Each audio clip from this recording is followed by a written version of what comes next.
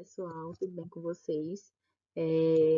Estamos aqui hoje, né, fazendo uma revisão de toda a nossa temática, toda a nossa teoria trabalhada ao longo da nossa primeira unidade, certo? Então, nós vamos abordar aqui detalhadamente, tópico por tópico, tudo o que trabalhamos em sala de aula, certo?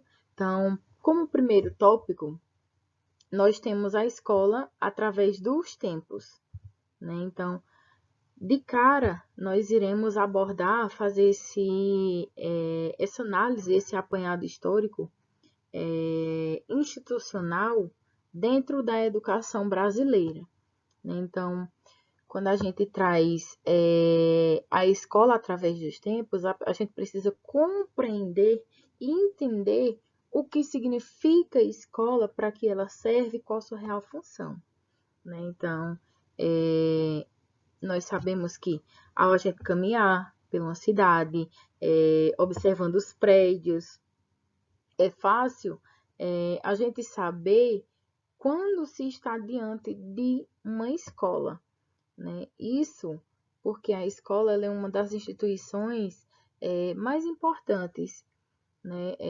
Ela torna-se assustador até a gente falar, imaginar que todas as pessoas passam em torno de 15 anos de sua vida, né, frequentando esse espaço que é chamado de escola. E é interessante perceber que a história da escola e da educação, ela acompanha todos os estágios da evolução humana. Então, dessa forma, a educação primitiva, mais informal, até o modelo de educação ministrado na escola atual, nessa escola contemporânea que temos,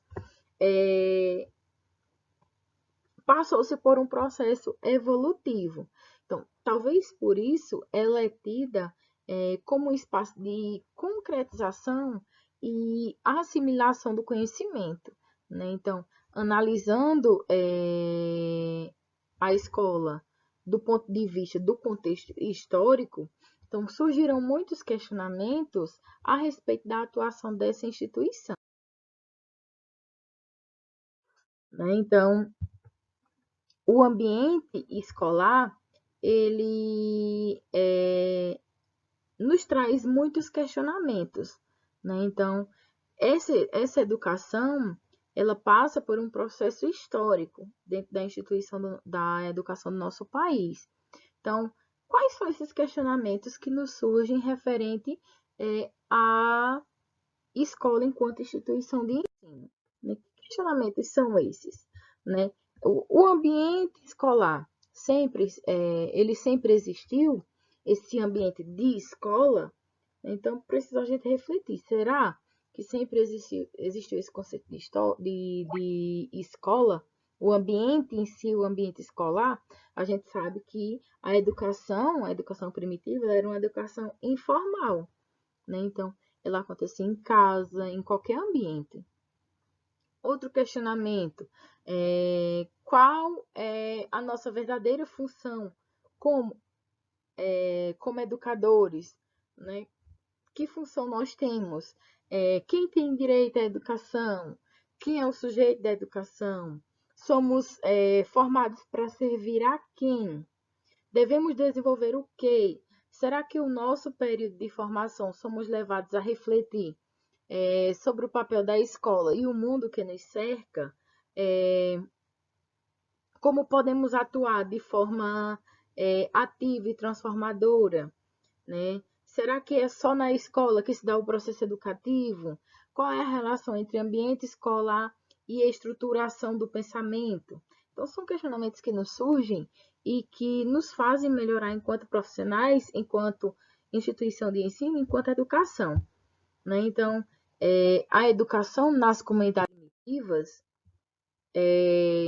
era um ensino informal, né? E visava um ensino das coisas práticas da vida coletiva, focada na sobrevivência e na perpetuação de padrões culturais, ou seja, não havia uma educação confiada a uma instituição científica, porque ela acontecia espontaneamente mediada pela convivência em grupo, né? Então, o aprender fazendo interrelacionado, relacionando, na verdade, vida e trabalho nesse processo, né? Então, com a conquista grega, que que vem toda a revolução na tradição, na verdade, do ensino, passando a ser vista de uma maneira mais racional, digamos assim.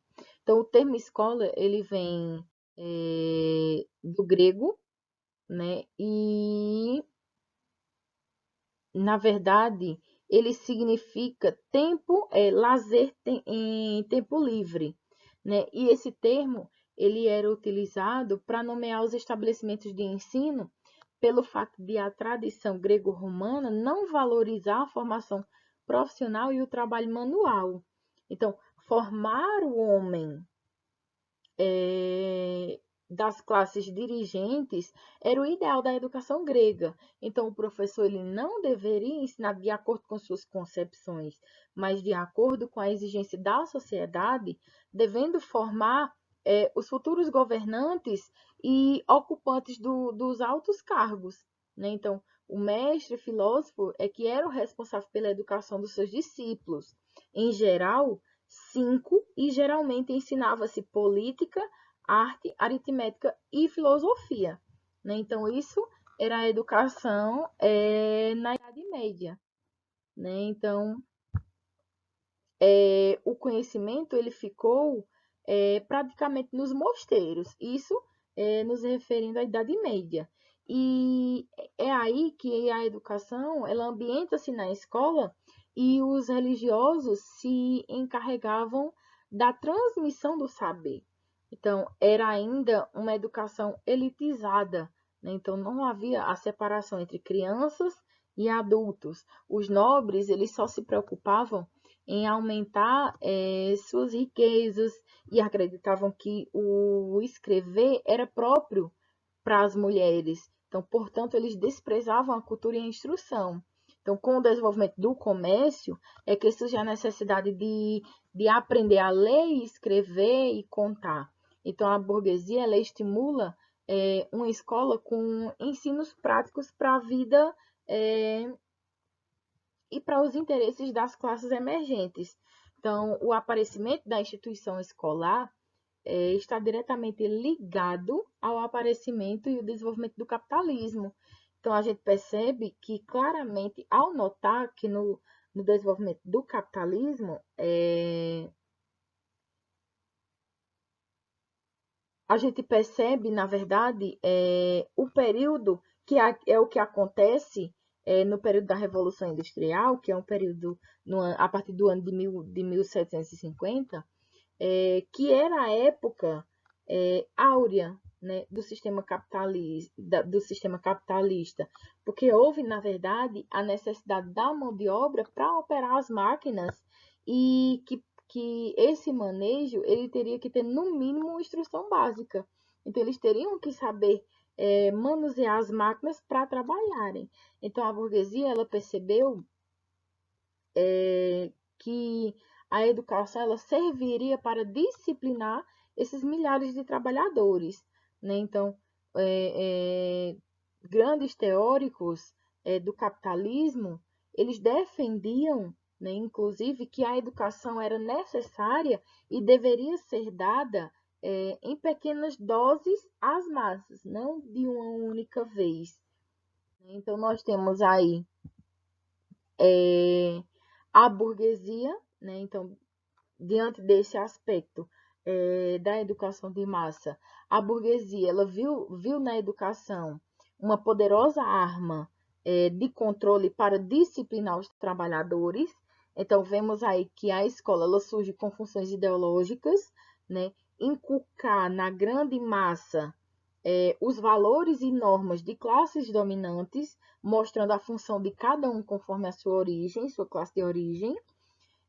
Tal posição não é vista claramente pela massa, porque a escola sempre é vista como uma instituição neutra, que trata a todos de forma igual.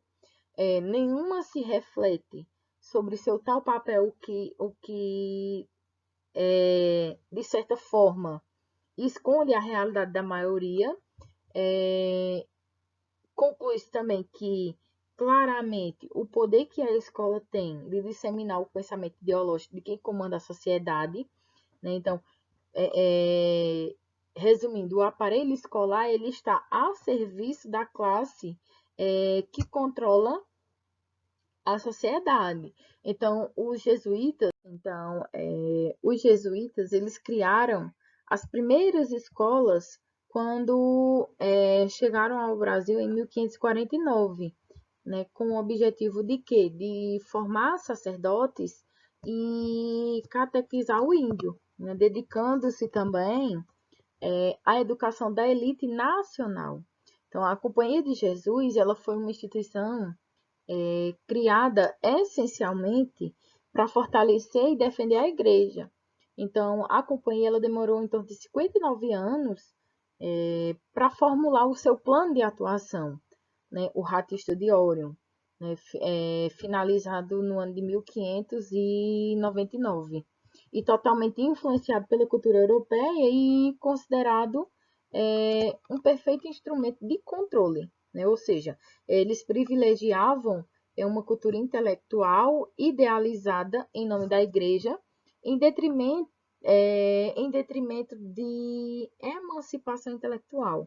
Então, na Alemanha, na verdade, e na França, é que se inicia a educação pública estatal, porém, sem o interesse de atender aos filhos de classe trabalhadora, né? E isso no século XIX, ela é inaugurada nos Estados Unidos e no Brasil só no final do século XIX, quando principiou o processo de industrialização do país. Então, no Brasil, para uma melhor compreensão da atuação da escola fundamental, é importante falarmos das tendências pedagógicas, né? Lembrando que nenhuma teoria ou método pedagógico ele é neutro, né? Pois ele está enraizado no momento histórico, econômico e político no qual ele é formulado.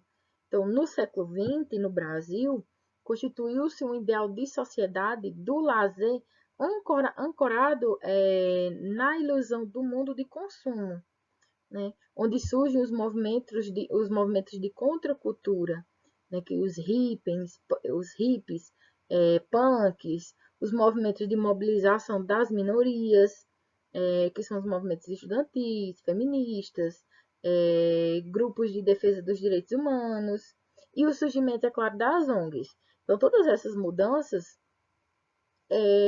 exigiram um novo tipo de escola, né? Principalmente uma escola pública, leiga, gratuita e obrigatória devido à vertiginosa industrialização.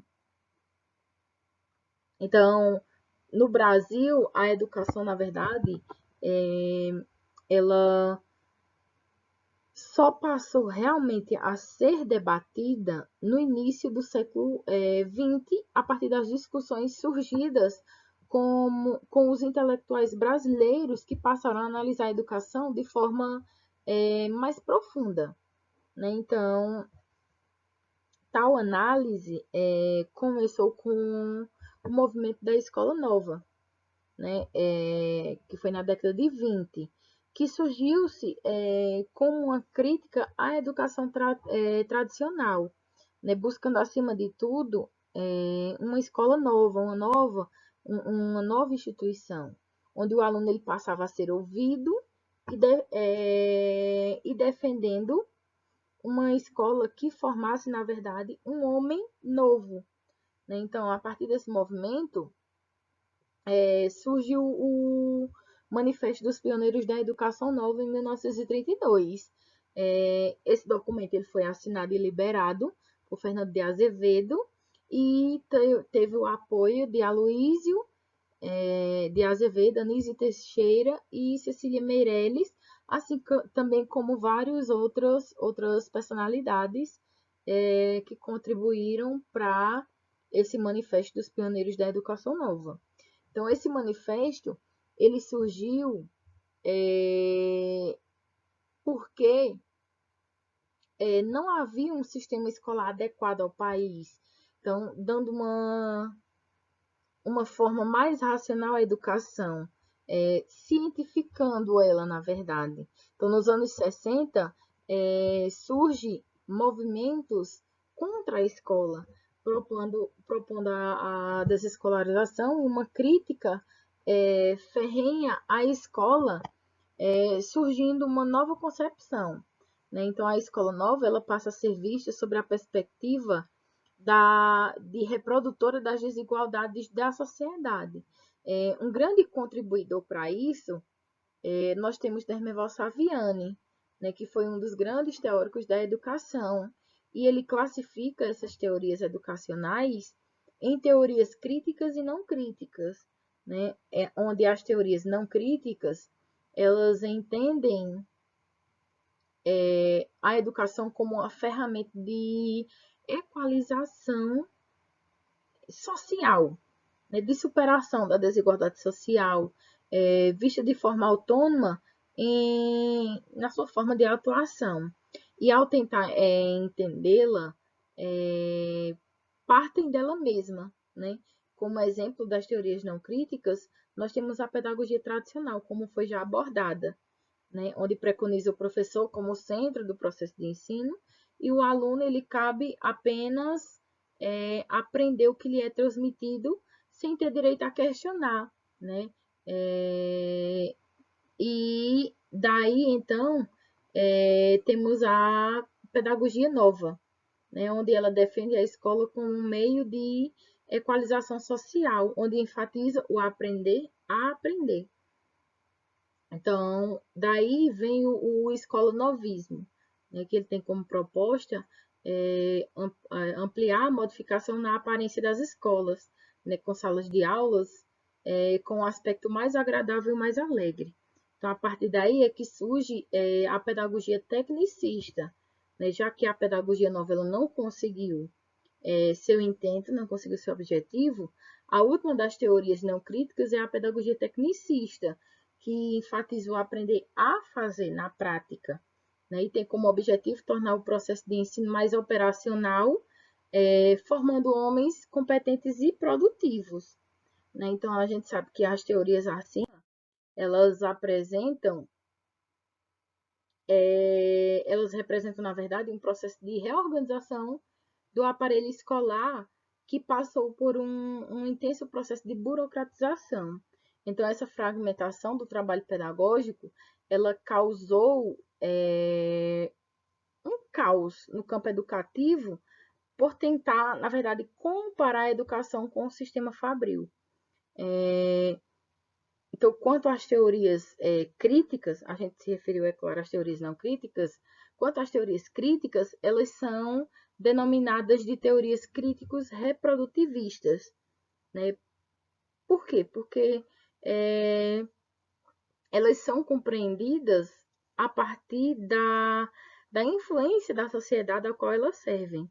Né? Então, há uma estreita relação entre educação e sociedade. Né? Então, entre essa relação, Dermeval Saviani, ele cita, ele aborda que a teoria do sistema de ensino, ele trata como uma violência simbólica, como, por exemplo, temos a violência material imposta pela classe dominante à classe dominada, o que provoca uma violência cultural, que é o que vemos claramente na ação pedagógica institucionalizada, ou seja, no sistema escolar. Né? Então, uma outra teoria crítico-reprodutivista é a teoria da escola enquanto aparelho ideológico de Estado. Né? Então, esses aparelhos ideológicos de Estado, que são a igreja, a família, os sindicatos, esses aparelhos, eles espalham a ideologia dominante de forma não institucionalizada, mas de forma massiva e ideológica, já que a escola ela serve como um instrumento de inculcação do pensamento da classe dominante. Né? Então, para isso, ela prepara durante vários e vários anos, as crianças provenientes de todas as classes sociais e a transmite a ideologia da classe dominante, reproduzindo assim as relações de exploração do sistema capitalista. Então, nós temos também a escola como organização, né? Então, nós temos a etimologia da palavra escola, que ela apresenta duas raízes, como nós vemos aqui, né? É o escola e o ludus. Escola é o local de descanso e ludus é a segunda, o local de recreio, na verdade. Então, apesar da palavra em si, escola, ela mostrar dois significados diferentes, duas significâncias diferentes, é consensual que a escola ela é um espaço que visa a educação dos jovens, né? Então, Comênios, ele traz esse aspecto de universalidade e democraticidade do ensino, né? Nesse aspecto, ele traz uma educação de todos, onde devemos ensinar tudo a todos, na verdade, né? Então, ele traz essa perspectiva de educação. Então, quando a gente vai para a atualidade, a escola ela apresenta-se como um produto do cruzamento do iluminismo, né, com o Estado-nação, e ambos juntos com o capitalismo, né, enquanto uma forma de organização da produção, né? Então, a missão conferida à escola é de formação do homem no sentido de este poder vir a construir uma cidadania responsável, que na verdade foi uma herança do iluminismo, né? Então, a missão conferida à escola é justamente essa, de formar o homem no sentido de construir uma cidadania responsável, de ele ser ativo e percursor dentro da sociedade. Então, o conceito de escola, ele tem vindo a alterar-se, passando da uniformização e dos princípios centralizados para uma escola nova, uma outra escola, que deve estar aberta a uma mudança profunda e inovadora. Então, a escola estava separada dos sistemas locais onde se inseria, havendo uma indiferença dos professores relativamente às dinâmicas por eles impostas. Então, os programas disciplinares nacionais asseguravam a igualdade e a uniformização dessa instituição de ensino, né? Então, a escola ela não se apresenta como organização, mas como um local de neutralidade, onde os indivíduos entravam no universo de valores gerais. O seu percurso era governado só pelo mérito, não pela riqueza dos pais, das suas relações, do favor dos professores ou da boa caneta, né? Como diz Macedo. Então, nós temos aí um esquema da organização da escola. Então, nós temos a direção, a associação dos pais e mestres, conselho escolar, secretaria, serviço de orientação, professores, pessoal auxiliar e o público importante, os alunos. Certo? Então, nós temos aí qual a função da escola. Antes disso, nós sabemos que a escola tem uma função importante, mas é consensual que a forma como a escola se encontra organizada é importante e é essencial ao sucesso educativo dos alunos, porque o clima da escola, a sua liderança e a cultura que nela se desenvolve são alguns dos aspectos essenciais ao bom funcionamento. Então, esses elementos eles são cruciais para que os alunos eles consigam ter sucesso, tanto na aprendizagem dos diferentes saberes, como na integração e socialização. Então, os desafios que a massificação, na verdade, do ensino trouxe ao meio escolar obrigam à adoção de uma nova visão de educação, uma visão essa mais ampla, abrangente, onde todos com suas diferenças e singularidades, possam se incluir, sentindo que aquela escola ela é sua e que todos fazem parte integrante na construção da mesma. Né? Então, daí vem-se a função e a importância da escola. Então, a escola ela tem um papel, né? E esse papel ele modificou-se ao longo dos anos, acompanhando os avanços e as necessidades da sociedade. Mudanças essas que formam que foram, na verdade, significativas para o país, principalmente no que diz respeito ao funcionamento e acesso à população brasileira ao ensino público. Então, novas formas de organização da sociedade foram surgindo ao longo dos tempos, fazendo com que desaparecessem os interesses comuns aos membros de um determinado grupo. Diante disso, o processo educativo, que era único, passou a ser dividido pela desigualdade econômica. Né? Então, separando os burgueses dos trabalhadores. Muito embora houvesse ocorrido essa fragmentação da educação no passado, né, impostas pelo capitalismo. Então, hoje, nós vemos, diante da escola como fator social influenciada pela transformação do homem e da sociedade. Né? Então, a escola,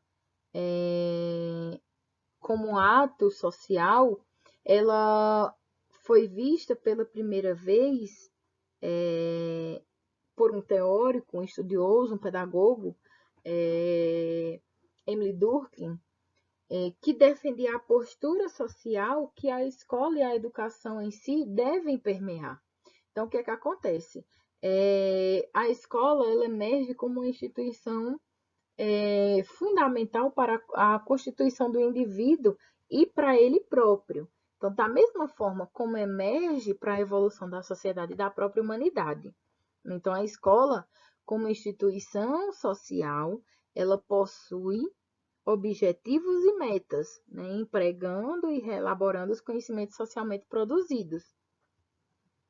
Então, na verdade, esse espaço de desenvolvimento e aprendizado, ele envolve todas as experiências contempladas nesse processo, considerando tudo como significativo, como padrões relacionais, aspectos culturais, cognitivos, afetivos, sociais e históricos, né? Os quais eles estão inseridos nas interações e relações entre os diferentes segmentos. Então, assegurar o direito à educação escolar em igualdade de condições de entrada e permanência pela oferta de ensino público e gratuito e também de qualidade em todos os níveis de ensino é um dos maiores desafios da educação atual, né? E sabemos disso porque essas questões elas são amparadas e legalizadas pela Lei de Diretrizes e Bases da Educação Brasileira, certo? Então, a lei número 93/94/96, certo? Então, corrigindo aqui, pessoal, /96, certo? Então, a gente sabe da importância que a educação e ela precisa estar legalizada, né? Mas, diante disso, existem lacunas deixadas pelas leis que regem. Né? Então, a educação no Brasil ela deve ser suprida pelas ações afirmativas na forma de políticas públicas educacionais. Né? Então, essas medidas especiais temporárias ou não, desencadeadas pelo Estado, elas têm o objetivo de eliminar as desigualdades historicamente acumuladas, de forma a compensar as perdas provocadas pela discriminação e a marginalização de determinados grupos sociais. Então, isso é o que acontece com a nossa educação. Diante disso, nós vimos que a legislação ela deixa lacunas dentro da educação. Então, diante disso, nós temos os desafios da escola na contemporaneidade, né? Então, a educação nesse cenário, um cenário mais atual, né? Então, nós sabemos que os tempos mudaram, e com isso também as exigências educacionais elas também mudaram com a evolução do tempo, né? Então, a escola de hoje ela não é nem deve ser a mesma de alguns anos atrás, mas para tal é preciso enfrentar alguns desafios, né? Então, as velhas práticas, as ferramentas ultrapassadas, as metodologias retrógradas, elas não são suficientes para suprir as necessidades do atual cenário da educação brasileira. Então, o que é que acontece? É preciso considerar que as informações elas se tornaram mais rápidas, mais acessíveis, né? A tecnologia ela avançou, a sociedade evoluiu, e que os estudantes eles estão cada vez mais autônomos e conectados, né? Que as novas tecnologias e mídias sociais elas estão, na verdade, revolucionando a forma de ensinar e de aprender. Então, tudo isso é uma escola com um perfil contemporâneo de aprendizado, que ajude o aluno a vencer todos os desafios que a sociedade impõe, na verdade.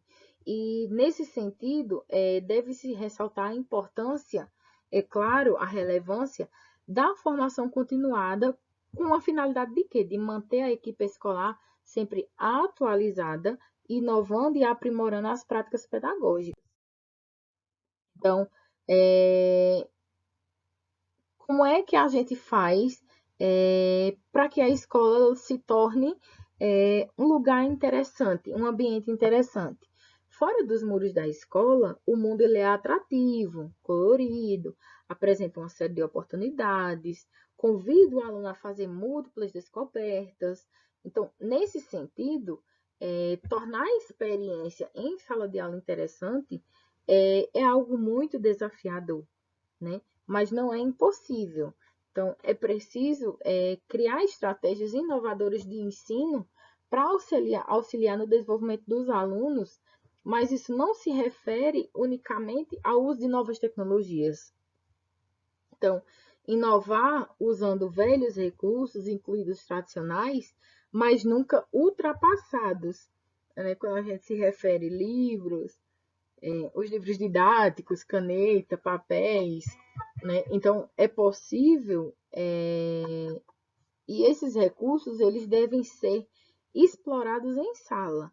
Então, a criatividade ela pode colorir a escola e dar um significado ao sentido, ao ensino.